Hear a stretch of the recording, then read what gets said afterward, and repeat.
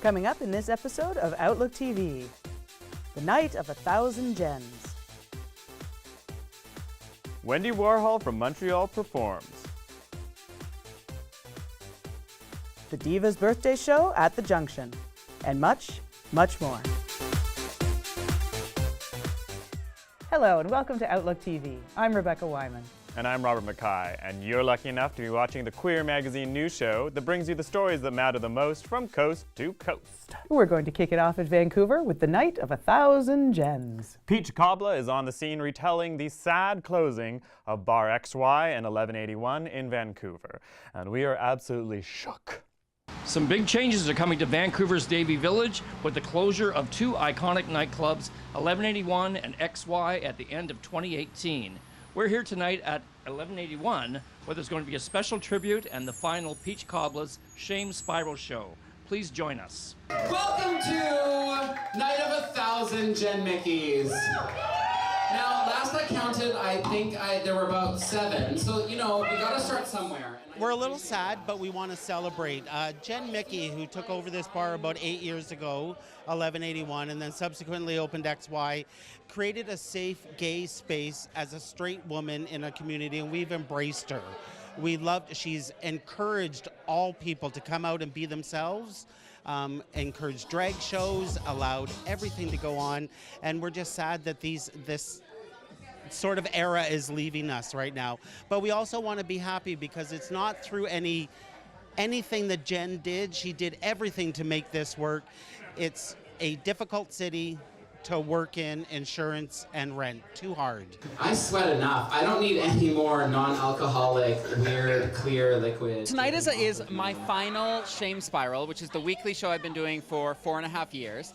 But as well, I wanted to sort of start the night out a bit earlier to honor the woman who made that show possible, who made countless events in this city possible, and really helped revitalize the village when there weren't a lot of weekly events happening. And that woman, of course, is Jen Mickey. And titles. We have no business to. As a community member, she is a tremendous ally. She's such a yes person. If you go to her with an idea, she's absolutely willing to try things. And I think that's reflective in what these bars have been over the past 8 years for 1181 and the past 3 or 4 for XY.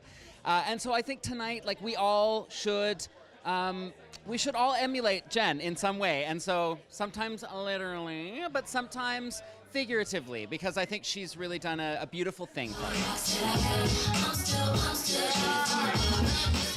Well, my hopes, surely, is that some of the shows will get picked up by other spaces. I don't know if that's happened yet, but this has been such a beautiful ride doing Shame Spiral. It was an idea that Jen and I had many moons ago when she was sitting on the board of our theater company, ZZ Theater. I was looking for a way to help her in a way that she had helped our company so tremendously. And so I'm very at peace with this ending as this beautiful thing that two friends came up with. Having those safe spaces, though, for our community is one of those things. It's always sad when one goes, especially a good one. For Outlook TV, this is Angus Pratt at 1181 Nightclub in Davie Village in Vancouver. Let's head over to Montreal and Ollie. I hear there's a brand new opening out there. Yes, Mado has opened a diner. Let's see what drag does to Eggs Benedict. I'm curious. What happens when you get Quebec's most legendary drag queen and some delicious food? Well, you get La Dinette à Mado. Tonight I'm having dinner with Mado herself in her brand new diner located right next to our iconic Cabaret Mado, where she's going to spill the tea about her brand new adventure.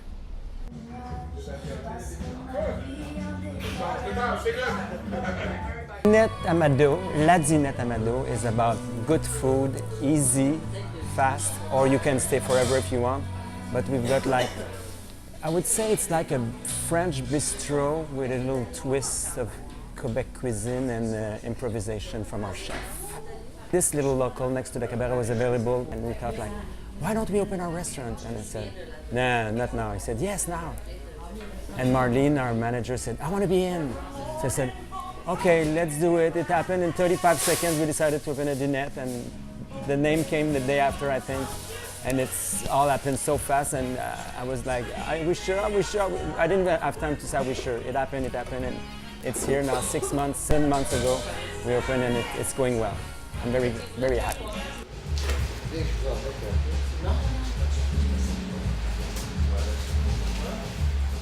We wanted something very fashionable in the same way that would represent what we did next door. We didn't want it to look too much like a fast food restaurant, but also in the same way we'd like to reproduce the diner of the 50s, but with a more modern twist, like Italian way of, I don't know how to say it, but chic.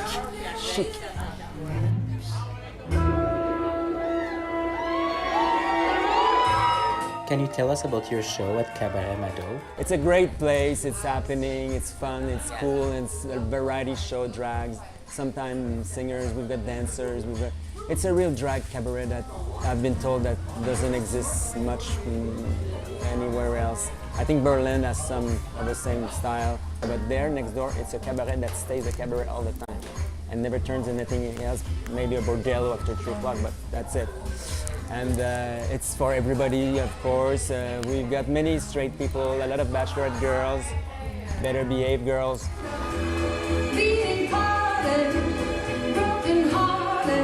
It's a neighborhood restaurant. They live around, but we attract a lot of people who come to see the show next door now. So people from outside Montreal, and I've got more people saying like, we love your place, it's so cool, it's different from the big chain restaurant that we used to go before a show, and it's what it is to be in the village, because the village is a village.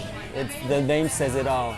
I like the feeling, and it's not a ghetto for me. It's really like a village, like when we were young. Some people come from outside Montreal, they miss their little village. There's a sense of community that we don't find everywhere in the city. From Montreal's Gay Village, this is Ollie for OutlookTV. It's time for us to take a little break now. We need to practice our camera turns. Go.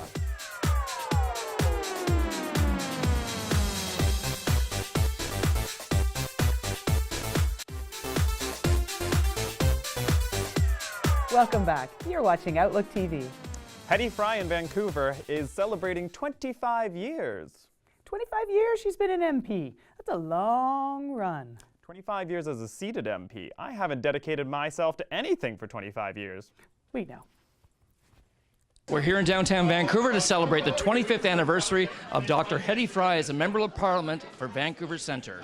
Please join us for all the festivities. What I really wanted to say is, as I look around this room, I see people that I have known for 25 years. What John didn't tell you is that when he walked into my medical office in 1992, he said, Jean Chrétien sent me to make sure you win the nomination. Well, I was asked to run by Jean Chrétien. And I was certainly not interested. I was practicing medicine. I was going to be president of the Canadian Medical Association that year. And I said no. And he asked me 3 times. And on the 3rd time, he convinced me to say yes. And I said, I will do it on one condition, that you amend the Canadian Human Rights Act to add sexual orientation as a prohibited ground for discrimination. He said, I can do that. I said, give it to me in writing. And that's how it all began. Well, great job. Wonderful 25 years. Keep going, keep fighting, keep the passion alive and the reason you do things in the front of your mind as you go into that big House of Commons every day. And my kids and I will see you there next Friday to come for a visit. So thank you very much, and a cheers to my mom. I had delivered babies who grew up to be young men who were gay and didn't want to tell their parents. I had patients who didn't want anybody to know because they were teachers, didn't want anybody to know they were gay, who were working in public service. People were closeted. They were scared they would lose their jobs. And then when I found out that people were living together and I needed to give them medication, and one person was working in a job where they had medical and dental plans, but they couldn't pass it on to their partner who had been with them for 15 years. And I thought, a heterosexual communal couple living together for 1 year gets all of these privileges, and this is discrimination under the law. And I thought, that's not my Canada, that's not my Charter of Rights and Freedoms. So I decided that was going to fix that. But you also worked hard on pushing through a bill for trans rights. Yes. Well, I didn't have to work too hard because my Prime Minister was there. I mean, Justin and I used to be co-chairs of the LGBTQT+, yeah, exactly, before he became leader. And so we met with people. He understood that issue. And when he became leader, it was an issue he was going to fix. Hedy's always been, obviously, as you know, human rights champion, but she's also fought for arts and culture in this country. And as a recording artist, I've had the benefit of Factor, which is a federally funded agency. Hedy's been a strong champion and an ally of the arts communities. In 8-inch Shields, indeed. I started, it's my 26th year this year in Pride Parade, but I think what people don't get is that I feel it's really important to be in the parade because this is where you are out and you're proud and everyone is proud of who they are and celebrating. And the community should support that pride in being who you are and being able to do so without fear anymore. But also, I'm a Trinidadian. We have Carnival. I need to dress up in a costume and dance in the streets. I've been doing it since I was 4 years old. I mean, if I started naming people in the room, Eric Toxford, I would have all night naming people in the room who were there and who did so much to help me. Thank you all so very much. And I just wanted to recognize my son, Pete, in the room.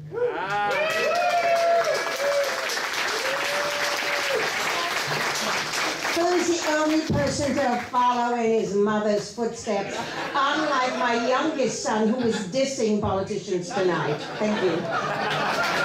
Outlook TV, this is Angus Pratt in downtown Vancouver for MP Dr. Hedy Fry's 25th anniversary celebrations.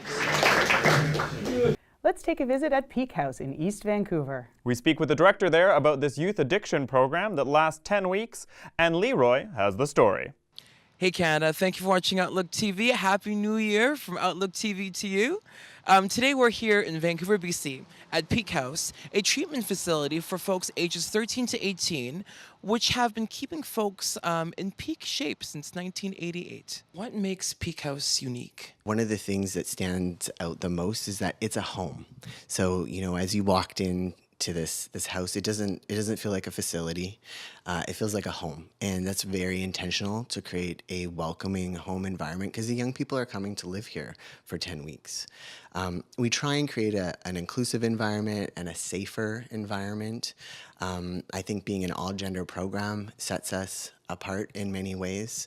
We have a very high number of young folks that come in that identify as queer or trans or somewhere on the non-binary spectrum.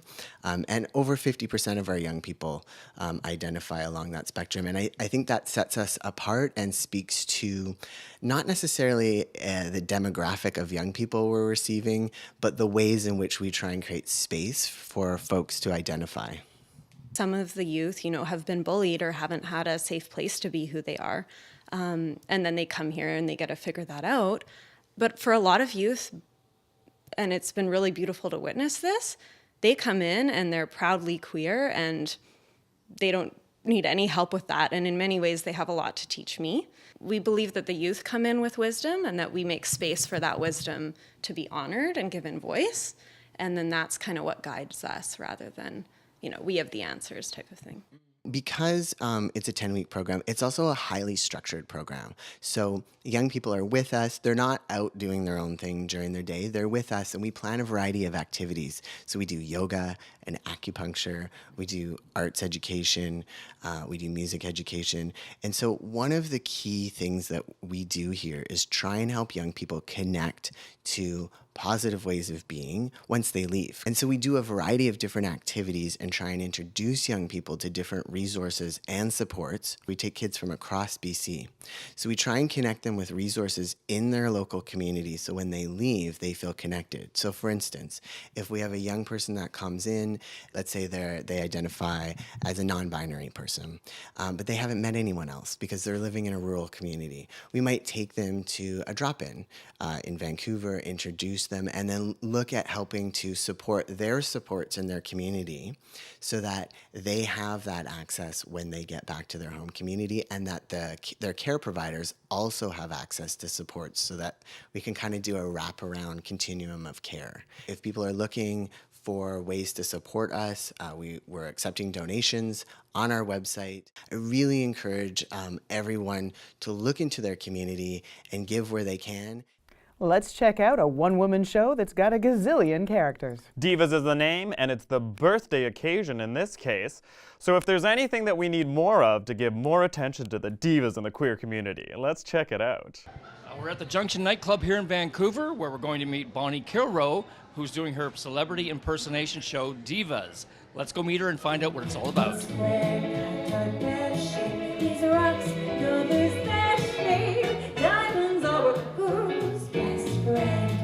Divas celebrity impersonator is Bonnie Kilroe. We had her back in June for her Share show. It was all live singing. It was phenomenal. Anybody that we've been telling anybody that they've missed out, that they should come down to this show. Her singing, the entertaining. It was a lot of new faces in the room that we don't see on a regular basis, which is great. We had one lady here at 4 o'clock banging on the doors to come in and make sure she had a great seat. She wasn't what you call a blushing flower. As a matter of fact, she rented by the hour. It's a little bit of Vegas and it's a lot of vaudeville, meaning it's silly. I do a lot of cheesy stuff. I do some really authentic impersonations, but whatever I do, I bring some comedy too. So I want people to laugh. I don't take myself too seriously as an impersonator. Do you know what I mean? I'm doing a parody of Miley Cyrus and I'm singing Wrecking Ball, but she's singing about her yoga ball. So she came in with her yoga ball. You know, it's funny, I haven't played a lot of gay bars in Vancouver, but I've played lots of gay bars like in other places. One place in particular, one of my favorite venues is called Martinis Above 4th in San Diego. I really highly recommend it for anybody going to San Diego to go there. It's just so good. You've been there? It's amazing, right? It's so awesome. So every year I go there like about at least twice. And it's just an amazing crowd. They have fantastic entertainment, great martinis, awesome food. But yeah, every year I'm in the gay Pride Parade here, actually. People wouldn't recognize me because every year a different celebrity each year, and I just love it. I just have so much fun. But it's a little too late to do the right thing now. 5th year going to Puerto Vallarta, and I've played the Red Room Cabaret, and in Boosteria's the Luna's Lounge, and this year I'm going to be playing the Palm Cabaret. So, and I'm sure anyone who's ever been to Puerto Vallarta knows all about the amazing venues and LGBTQ entertainment in Puerto Vallarta.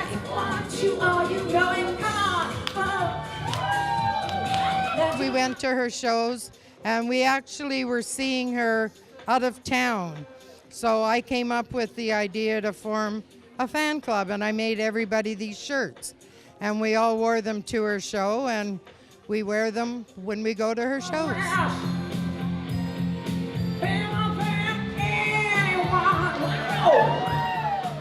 Outlook TV, this is Angus Pratt at Bonnie Kilroe's one-woman show at the Junction nightclub in Vancouver. We're going to have to take another short break now. Rebecca and I have to do our exercises. And plie. Good, plie.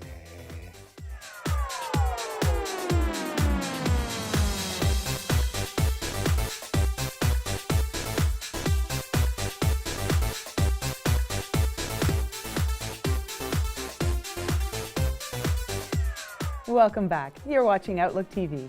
In this next segment, we get to peer into Wendy Warhol, straight from Montreal. Peer into her? Well, you know, like the soul, the abilities. It was a drag show. It was part of Dragalicious, and you'll see. Hi guys, Wendy Warhol from Montreal is performing here this weekend at the Junction in Vancouver. She agreed to talk with us just before performing on the stage of the Junction. I just wanna ride right now. Everybody wanna take a bite right now. Ain't no time like a time like now. Wendy Warhol is a drag queen from Montreal. I've been doing drag in total for over 2.5 years, but as Wendy, I've been doing drag for over a year. And well, yes, I'm performing a little bit everywhere in Montreal and as well as outside Montreal, like here today in Vancouver. No time to waste. Wendy did an amazing performance called Pancake with her video playing in the background. It had to do with food and fabulousness and frivolity. She's a very over-the-top character, loves working the room. She's a fan favorite because people love seeing her perform. She gives everything she has to the stage.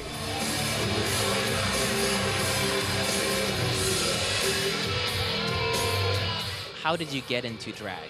Before I was a blogger, okay, and I covered the Fringe Festival in Montreal.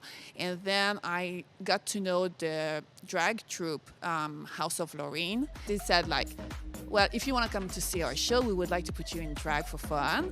So this is how it all started, actually. I started as a female, a hyper queen back then, but because I didn't know back then other hyper queens, I didn't feel really at ease with that. So I changed for a year. I was a drag king. But then again, I felt it wasn't really me. So I changed again. And this is how Wendy was born.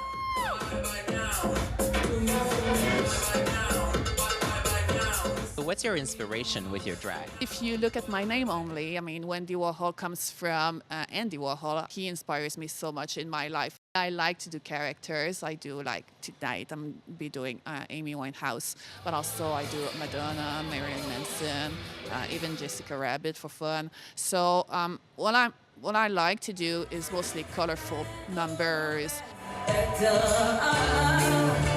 My fans are the best. Seriously, I feel blessed to have so many fans. They're so great to me. I mean, I get fan art. It's overwhelming sometimes. I'm like, what have I done to have all this love? And I get lots of private messages from them saying how I inspire them, and they talk to me, and they're always surprised that I actually reply to them. But I'm like, come on, I mean, it's the least I can do. So I feel, all in all, I feel very blessed to have all these fans.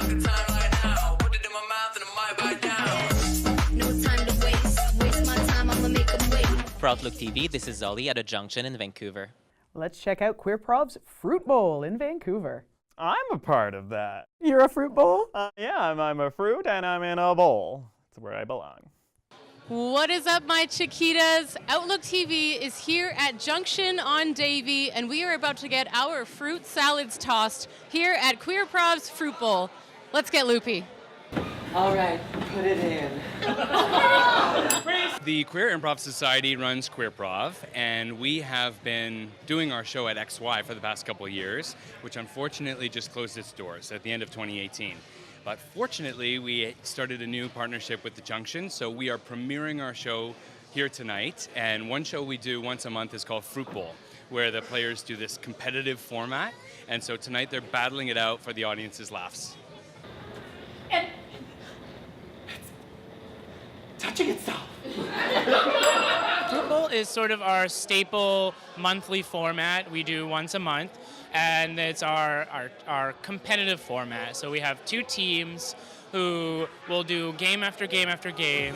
The captains will start off by picking a fruit out of the bowl, hence the name. They pick a fruit out of the fruit bowl, there's a number on it, and the number correlates to an improv game. So it's all totally improvised. The only person that knows what's on those numbers is the host and the technical improviser, who is also improvising alongside with us. Sex with me is like dust, I'll make you sneeze. Groups like this for people who want to be included in things where they might not normally be included. And it's a great opportunity for people who don't identify as hetero to do stuff that they may not feel safe doing with an inclusive group in the city. Seeking him. If you want to join and want to do improv, we have workshops. We have such an inclusive group of people, and it's such a great opportunity to have fun and network and make great friends. You can go on our Facebook page and it'll list the workshop, and you could just come in, and it's a donation fee. So anyone can come. Turn it to your house. Bitch. We have wheelchair access, but we also are affordable. We're by donation at the end of the show, so it's pay what you feel it's worth, and that's how we sort of operate, because we want it to be accessible to everyone, because not everyone can afford to go see live theater. Wow, Sex with Me is like a map. It's really hard to put it all back together again. This is the fruit cup. I want that. Whoa. Get down to the Junction and feel how great it is to come and laugh with your friends and make new friends. We're really open, so come on down and laugh with us, 7:30 on Wednesdays. That was nutritious. I'm Emily Ann Fraser. You're watching Outlook TV Vancouver. Alas, that is all the time we have for this episode of Outlook TV, but you know we'll be back very soon. So soon, because we're so bored all the time and we just want to be here with you. And you know what you can do in the meantime? You can check us out on all the social medias. That's right, go to the internet, find us on Facebook, Twitter, you name it. Or if you want to join us and volunteer with these beauties, well, shoot us an email at OutlookTV. We'd love to have you. And thanks so much for joining us. I'm Rebecca White. And I'm Robert Mackay. Stay fabulous, Canada.